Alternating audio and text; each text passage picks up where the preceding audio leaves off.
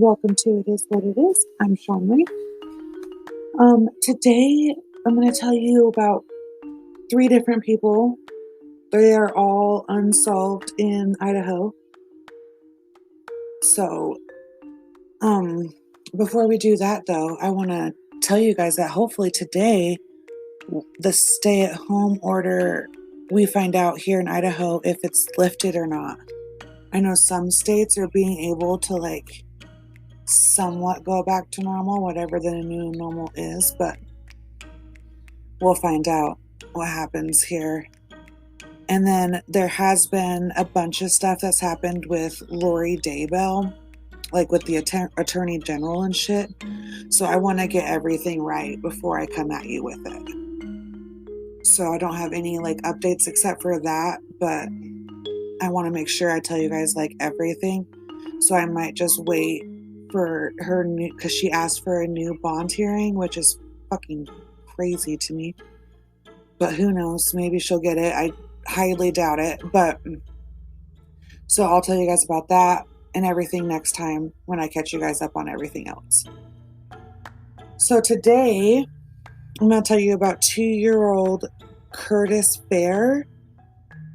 He was last seen playing in the backyard playing in his neighbor's backyard in Nampa, Idaho around noon on November 5th, 1980. He has never been seen ever again. The cops believed at one point in time that he fell into the Indian Creek that was supposedly by this place, but his body was never found, so his case is classified as a non-family abduction. And that's really all the information they give. I'll post his little picture and his age progression and everything else. Okay, so the reason why I did this case is because I was watching a show, and I don't even remember what show it was, but this guy was watching some show, I don't know, we'll say Unsolved Mysteries. We'll go with that. He was watching that, and the picture of the baby popped up on the screen, and his wife goes, "Oh my God, that looks like you," because I guess it looked like their children. And he's like, "That did look like me." And he had known that he was adopted or whatever, but he knew nothing of his family. And I guess it was he said it wasn't normal. When he would bring it up, people were like, "Oh, shush, shush, you're just adopted. It's fine. You came from nothing. We have you. We love you." So he thought it was always weird that nobody ever really was like, "Okay, well, these are who your parents were," or whatever. And so he contacted the police from that episode and was like, "I'll give my DNA or whatever, see if I'm this fucking kid." And he was. So, I mean, I doubt a lot of people from Idaho actually listen to this, but bro, if you're from the Boise area, I'm just saying, if at 2 years old, that's all your family has is and that was the other guy, is his pictures that his family had only started happening when one, I think he was one is how far back the one guy could go in his family to see his childhood pictures. So he was it's shady that nobody had a baby picture, but they didn't grow up with a ton of money. So he in his head was just we couldn't afford a camera when I was a baby. We didn't get one till I was 1. So I don't know. Super crazy. So that's why. No, he just disappeared. Just poofed out of a backyard, which is weird. And he's super, super adorable. So I feel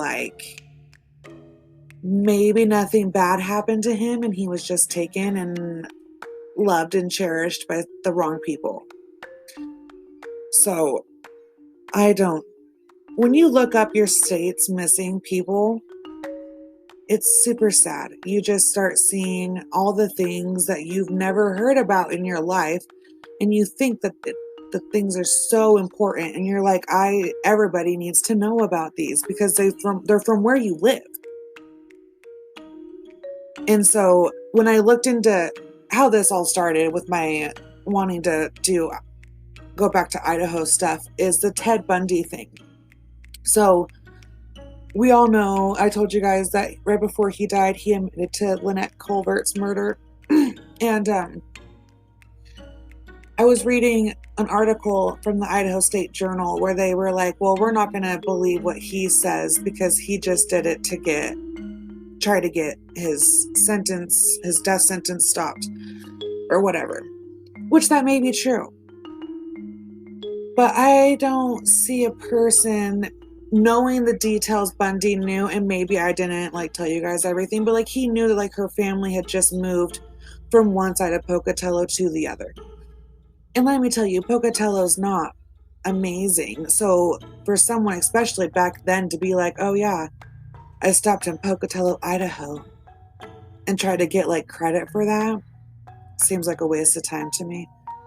But I don't know. And so when I was doing that part of it and looking up her story and everything, a bunch of other stuff from the 80s, 70s, and stuff like that started popping up. And it was like 5 girls missing from Pocatello, Blackfoot murders, Nampa, and like there was just this whole crazy time in Idaho back then that like kids were dropping like flies. And I grew up here and I've never heard about any of these. And so it just, like I said, it blew me away. Okay, so that's that one. Like I said, I will post his sweet little picture and the age progression. So if you know somebody who might look like that dude, I'm just saying, ask him where his mama is. Just ask him. Be like, where's your mama? Is she really your mama? You know? Does he look like his siblings? If he doesn't, might be. Just saying. Okay, so now we're going to go to Blackfoot, July 16th, 1988. Where 2 brothers, Aaron 16 and Kevin 13 years old, finished moving pipe the morning of the 16th about 10 a.m. They returned back to their home briefly and then went and cashed their paychecks, the combined total of $70 at a Hard Times convenience store in Firth, Idaho. About 3:30 p.m., the boys' parents, Ron and Peggy, reported them missing in the early morning afternoon.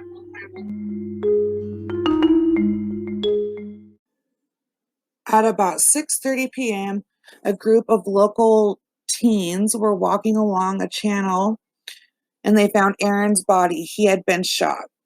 In the early morning following that, they had found Kevin's body with bullet wounds. He was recovered about 100 yards away from where his brother laid. A year before they were killed, they were recognized as heroes in their small town. They saved their younger brother, Brian, from drowning in the Snake River. The boys were found about a mile away from home, which is super close back in those days. They were murdered on an island portion of the, like a little, it's not an island, but it's like an island. It looks like an island. I don't fucking know how to explain it. But they were on the Firth River bottoms. The family moved to Louisville in 1990, and sadly, their father, Ron, passed away in 94 without ever having the answers on who shot the boys. And they did roll out the teenage ruffians that were hanging out around in that area at the time. So those are just like 3. I'm working on the girls' case because there's quite a few of them. I think there's 4, 5 total. And so I will do Lynette again in there because I guess we can't 100% say that she was a Bundy victim, but I'm going to go through the Pocatello girls and do them. I just want to have more of the information on what they were doing. There's not much on these brothers really, except for they were good working boys. They tried to help their family. Their family didn't come from much. So they were farm hands in Blackfoot. And in Blackfoot, they do a bunch of farming, a bunch of like potatoes and that type of stuff. And I'm sure it was somewhat the same back in the 80s, at least for farming wise, I would assume. I might have just sounded really dumb, but it's okay. So I don't know. Just with the lockdown, you don't think you have as much time as you have. Like the day consists of 24 hours. And when you're a parent, you're like, I have 24 hours to get everything I need done, right? Well, you don't calculate what everybody else around you in that day is gonna do. Like, I would have had this episode out yesterday, but my husband got to stay home from work, and so it turned into a whole other day that it wasn't planned into being, but it was still a good day. Like, I just roll with it. I never schedule or plan anything really, I just roll with it.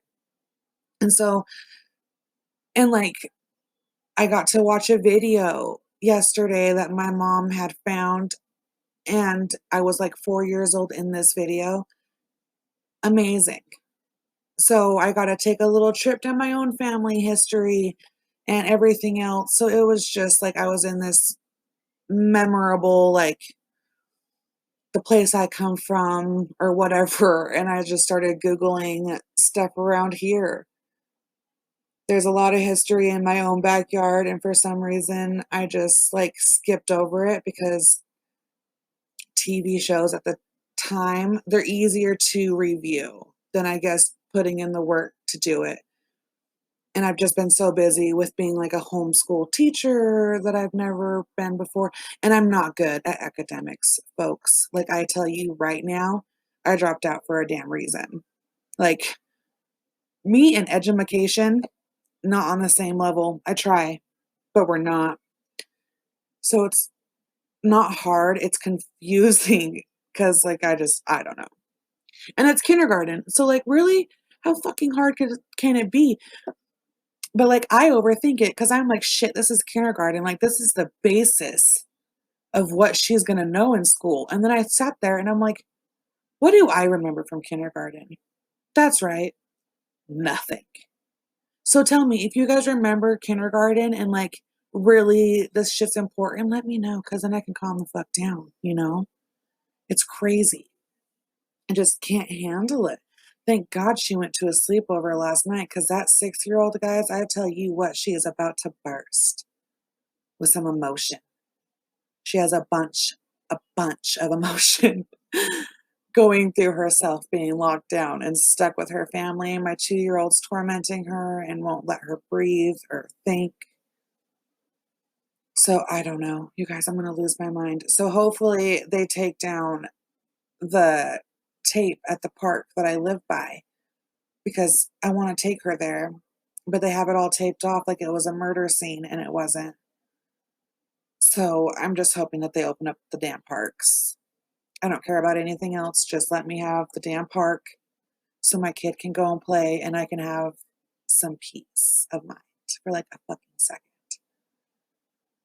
But, yeah, hopefully all of you guys are enjoying yourselves or staying sane. Let me know what you're doing to keep yourself sane. I know a bunch of people that do listen to this are quote unquote essential workers. So, I mean, tell me if it's scary and you're like, I don't want to be essential. Let me know. Because technically, if my foot wasn't hurt, I would be essential and I would be working through this whole crazy thing. And I'm not going to lie, I am so scared to get back and like go back. I go through days where I miss it and then days where I'm like, shit, when I do, I'm going to get the corona. But oh well. I kind of almost look like the corona, like the chicken pox. Like maybe we should all get it and then it's just over. But that's like the naive way, I guess, of looking at it. And I'm aware of that. So don't be like, oh, this bitch is dumb. I'm not. I'm just saying, like, if it did work like that, like, why don't we just do that? Like, when you were little and you got the chicken pox, and then all of a sudden, like, your cousins came over, your brothers and sisters, and like all of a sudden your parents want you to have like family time and like in your bedroom, just all of you kids, and like you're sick as fuck. Like, let's do that if it works. And we'll just get over this shit. Who knows? I don't know. You guys, I don't know. I'm gonna try out some new things with like background music and things like that. So hopefully we get this shit sounding professional and whatnot. So we'll try for it and we'll strive for it. We'll see what happens. Um, so yeah, you guys, I adore every one of you. Stay sane. let me know what's going on in your neck of the woods. I'd love to hear about it. You guys can follow on Facebook at It Is What It Is, a true crime podcast. On YouTube at It Is What It Is, a true crime podcast. I just uploaded the 4 hour, the almost 5 hour Ted Bundy on there for anybody who's missed that. It's on YouTube. Um, and on Twitter at It Is What It Is 208, because that's where I'm from. And on Instagram, It Is What It Is Pod 19, all one, like all together. So no spaces, no nothings, all together. And yeah, you guys have a lovely week and keep your heads up, and hopefully we can all get good news and we get the parks back at least for the ones with children. So peace the fuck out and have a good week, guys. Bye.